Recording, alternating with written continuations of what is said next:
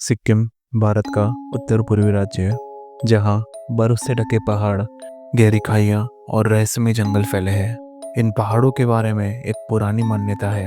लोग कहते हैं कि इन इलाकों में एक आत्मा भटकती है जिसे आचरी कहा जाता है। आचरी दरअसल किसी बच्ची की आत्मा होती है। मान्यता है कि जब कोई बच्चा पहाड़ों में हादसों का शिकार हो जाता है या बीमारी से कम उम्र में मर जाता है, तो उसकी आत्मा चैन से नहीं सो पाती। वही आत्मा आचरी बनकर जीवित बच्चों को परेशान करती है। कभी कभी उनकी आवाज़ निकालकर उन्हें बुलाती है, कभी खेल खेल में बीमार कर देती है। अगर कोई बच्चा अकेले फंस जाता है तो आचरी उसे अपने साथ खींच कर ले जाती है। ये नहीं, कहा जाता है आचरी बदले की भावना से भरी होती है। वह उन लोगों को सजा देती है जिनकी वजह से उसकी मौत हुई होती है। उन्हें मौत की नींद सुलाकर उनकी आत्मा को भी अपने जैसा बना देती है। सन 1980 के दशक की बात है। अजय नाम का एक आदमी कोलकाता से सिक्किम आया था। उसे यहाँ के एक बड़े चाय बागान में मैनेजर की नौकरी मिली थी। शुरुआत में उसने सोचा कि परिवार से इतनी दूर जाना मुश्किल होगा। जब उसने उस जगह का बंगला देखा जो ऊंचे ऊंचे देवदार के पेड़ों के बीच खड़ा, चारों तरफ हरियाली से घिरा, तो उसे ये नौकरी अच्छी लगने लगी। बंगले में नौकर चाकर थे, खाने पीने की कोई कमी नहीं थी, काम उतना भी मुश्किल नहीं था। धीरे धीरे अजय को लगा कि वह यहाँ आराम से रह सकता है। उसने अपने परिवार को कोलकाता में ही रहने दिया। सोचा कि अकेले रहना आसान होगा, छुट्टियों में उनसे मिलने चला जाएगा। बंगले का चौकीदार था राजेश। राजेश की पत्नी चाय बागान में मजदूरी का काम करती थी और उनकी एक नन्ही सी बेटी थी। छोटी बच्ची रोज़ शाम को बंगले के आंगन में खेला करती थी। कभी मिट्टी से घरौंदा बनाती, कभी जंगल से फूल तोड़कर गुच्छा बना लेती। कई बार धीमी आवाज़ में एक गीत गुनगुनाती थी जिसके शब्द अजय को ठीक से याद नहीं रहते थे। बस इतना याद था, फेरी पटोला। एक दिन राजेश गाँव गया हुआ था। शाम को जब वो लौटा तो उसकी ज़िंदगी पलट चुकी थी। उसकी पत्नी और बेटी दोनों गायब थी। पहले तो लगा कि शायद दोनों कहीं भटक गई होगी। गांव वालों ने मिलकर जंगल, नाले और चट्टानों के पास खोजा। कई दिनों तक तलाश जारी रही, लेकिन कोई निशान नहीं मिला, न शव न उनका कुछ पता। एक बूढ़े आदमी ने बताया था कि उसने राजेश की पत्नी को देखा था। वो जल्दी जल्दी भाग रही थी जैसे कोई उसके पीछे पड़ा हो, लेकिन उसके बाद वह भी गायब हो गई। स्थानीय अखबारों में यह खबर बनी, चाय बागान में रहस्यमय ढंग से लापता हुई माँ बेटी। क्या है इसके पीछे की सच्चाई? गांव के लोग डर गए। कई कहने लगे यह आचरी का काम है। गुमशुदगी के कुछ दिनों बाद एक रात अचानक अजय नींद से जागा। बाहर से धीमे आवाज में कोई गीत सुनाई दे रहा था। वही धुन थी, फेरी बटोला। अजय ने खिड़की से झांका। उसने देखा राजेश बगीचे में बैठा है। उसकी गोद में जंगली फूलों का एक गुच्छा था और वह आंसुओं में डूबा हुआ था। लेकिन गीत उसकी आवाज़ में नहीं था, वो साफ साफ एक बच्ची की आवाज़ थी। अजय को शायद लगा वह सपना देख रहा था, लेकिन अगले दिन फिर वही हुआ। अब तो रोज़ यही सिलसिला बन चुका था। कभी कभी ऐसा लगता कि कोई बच्ची आंगन में खेल रही हो, कभी ऐसा लगता जैसे वो रो रही हो। गीत की धुन कभी पास कभी दूर चली जाती। एक बार तो अजय उसका पीछा करते हुए बंगले के पीछे की खाई तक पहुंच गया। नीचे धुंध छाई हुई थी और हवाएं इतनी ठंडी थी, हड्डियों को भी चुभ रही थी।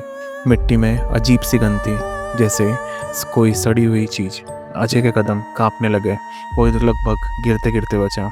अब अजय बहुत घबराने लगा। उसे लगने लगा कि वह पागल हो जाएगा।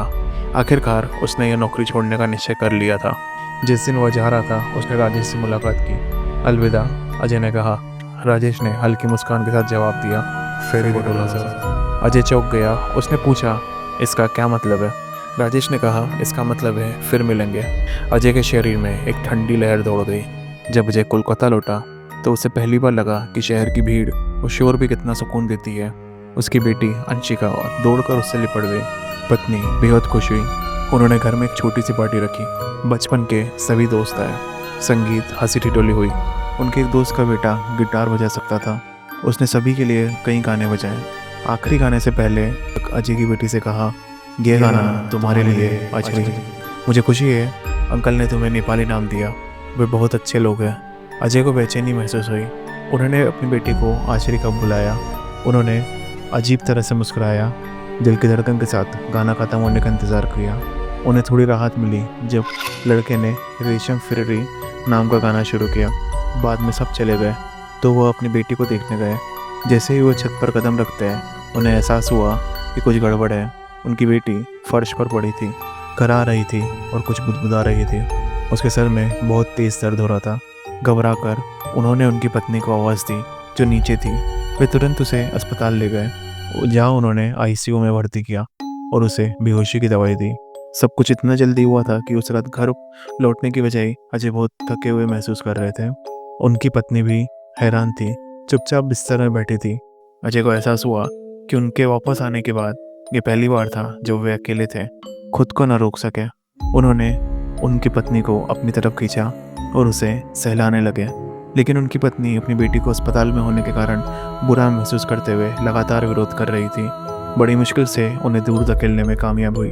अचानक एक आवाज़ आई, क्या आपने उसकी माँ के साथ भी यही किया था? अजय चौंक कर बैठ गया। उनकी बेटी अंशिका बिस्तर के ठीक बगल में खड़ी थी।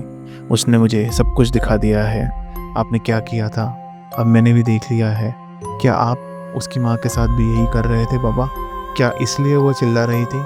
अजय के रोंगटे खड़े हो गए। वह उसी जगह पर जड़ हो गए क्योंकि उन्होंने अपनी बेटी को उनसे दूर बालकनी की ओर जाते हुए देखा। उसने रेलिंग को पार कर लिया था। उसकी माँ बीमार थी और काम करके जल्दी से घर आ गई थी। आपको इसकी उम्मीद नहीं थी ना? तो आपने उन दोनों को चट्टान से नीचे फेंक दिया। अंशिका ने कहा, उसने मुझे सब कुछ दिखा दिया है। उसे और मुझे खाई से नीचे फेंका था। क्या आप भी इनकार करोगे? अजय के होश उड़ गए। उसने कांपते हुए कहा, नहीं।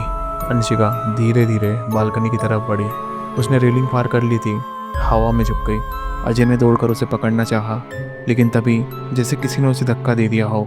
अजय खाई में गिर रहा था। हवा उसके कानों में चीख की तरह गूंज रही थी। गिरते गिरते उसने आखिरी बार सुना, अब तुम भी आखिरी बन जाओगे बाबा, जैसे तुमने हमें बनाया था, और अब कोई और हमारे जैसे बनेगा। उसकी चीख धुंध में खो गई। सिक्किम के पहाड़ों में एक आत्मा और जुड़ गई, एक और आचरी। आज भी सिक्किम के उन पहाड़ों में जब धुंध गहराती है, जंगल की हवा सन्नाटा तोड़ती है, तो कई लोग दावा करते हैं कि उन्होंने बच्ची की धीमी आवाज़ सुनाई देती है। वही गीत, वही धुन, शायद अजय ने भी यही सुनी थी। आज के लिए बस इतना ही। हम फिर मिलेंगे एक नई रहस्यमय कहानी के साथ। अपना ध्यान रखिएगा। नमस्कार।